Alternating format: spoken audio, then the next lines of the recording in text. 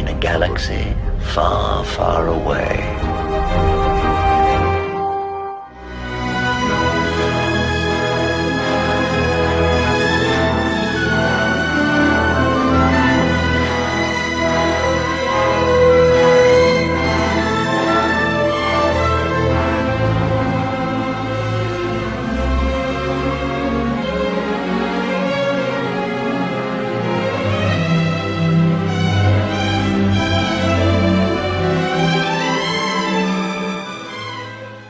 So this quote from 2005 was in the New York Post article from George's birthday party. I want to read it to you. Verbatim. Back in 2005, Lucas did an interview with Wired when Star Wars Episode 3, Revenge of the Sith, came out and shared what he hopes his legacy will look like in the year 2050.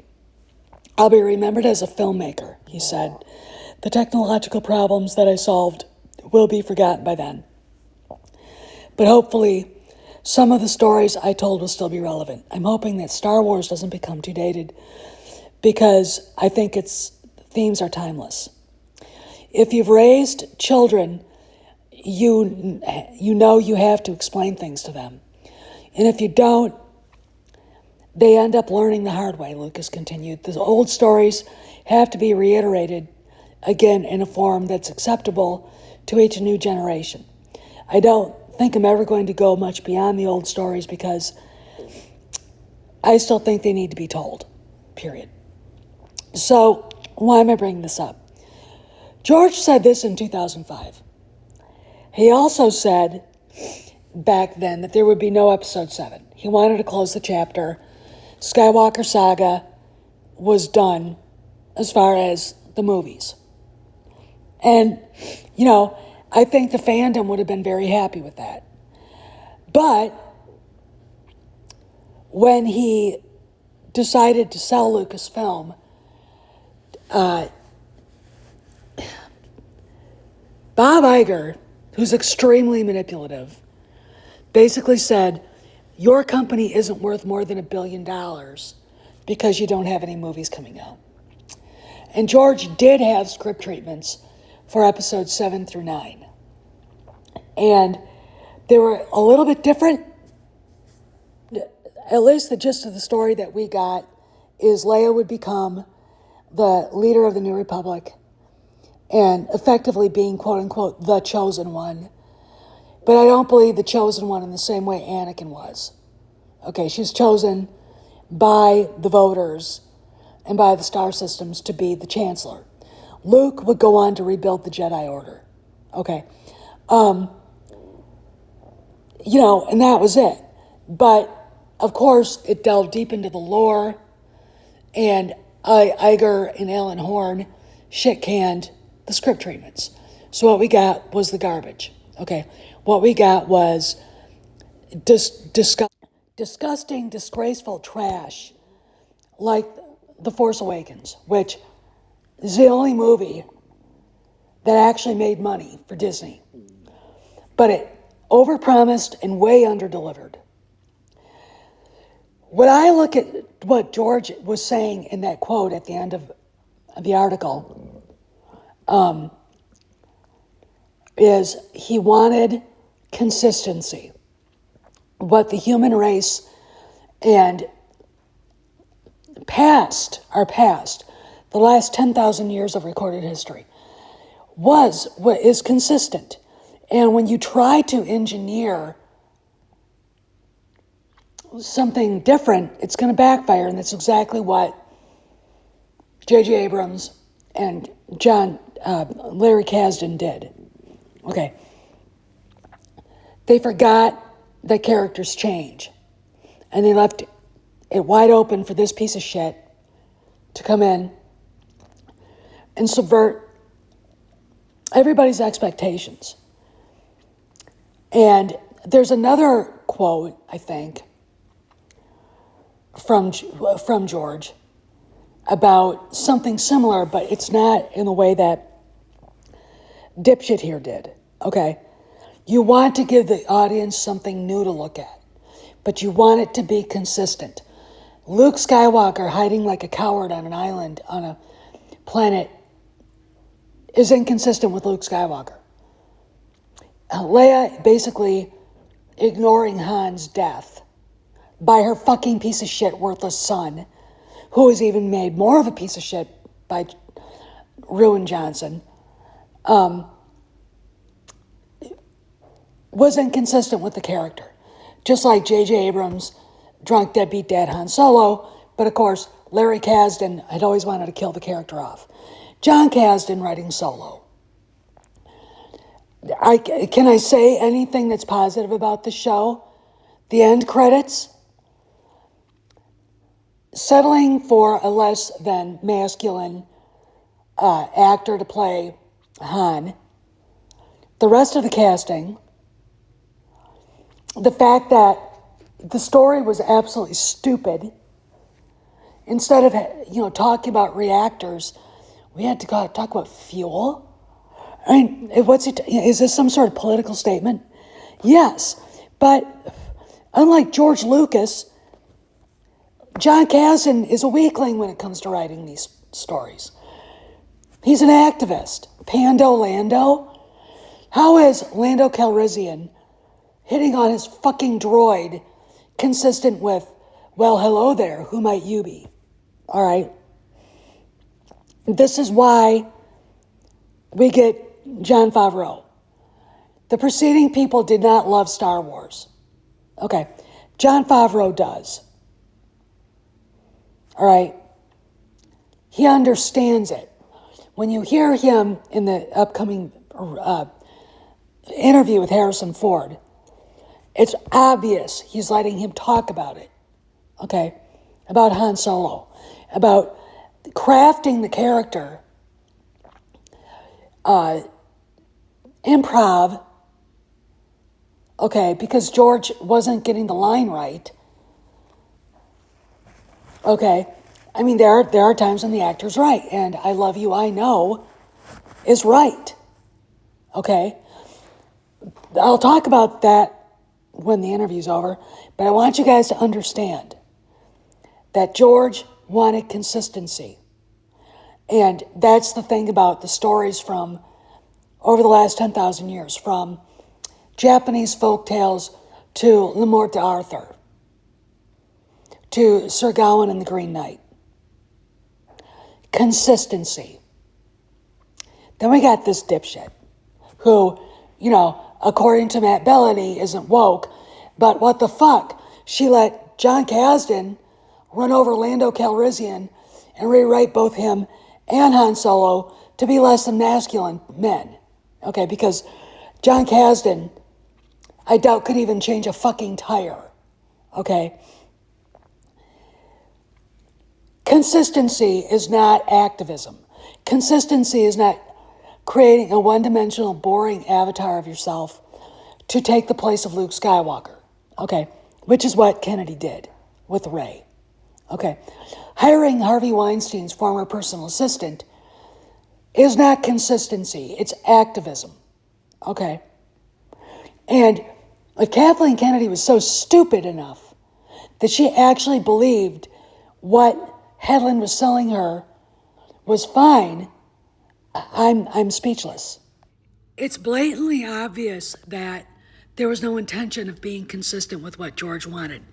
So here are some interviews. Enjoy. What if someone else beside you came to you and said, I want to make episode 7? Could you see that happening? No. No, absolutely, positively, you're really closing the door without any wiggle room whatsoever. Right. There is no episode What's 7. the last thing a woman wants to hear when she says, I love you? She says, I love you, and I say, I know. And finally, the princess reveals her great love for him, and her line is, I love you. And George had artfully contrived for Han Solo to say, I love you too. Not for you.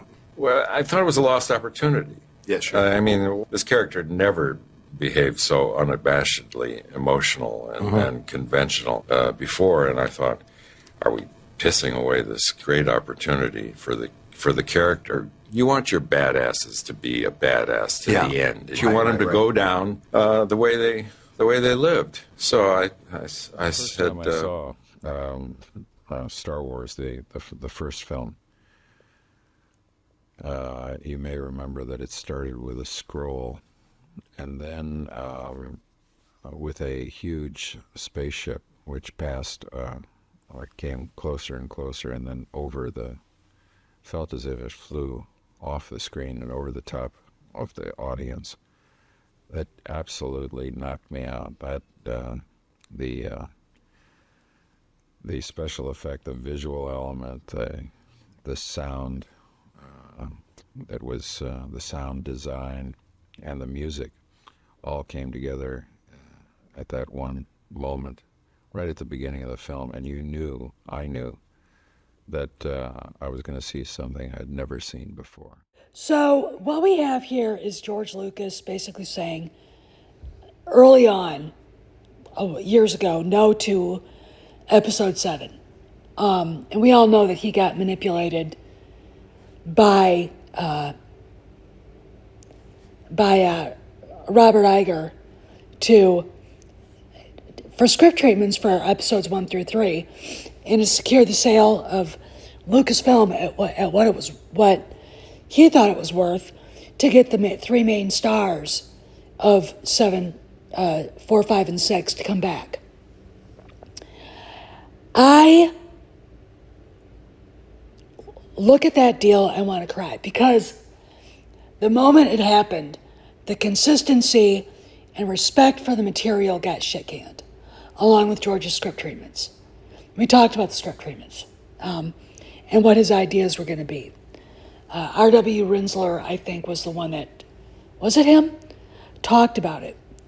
And for Disney to get anything out of buying Lucasfilm, it has to get back to what George talked about in that interview about when Revenge of the Sith was released, about the old stories.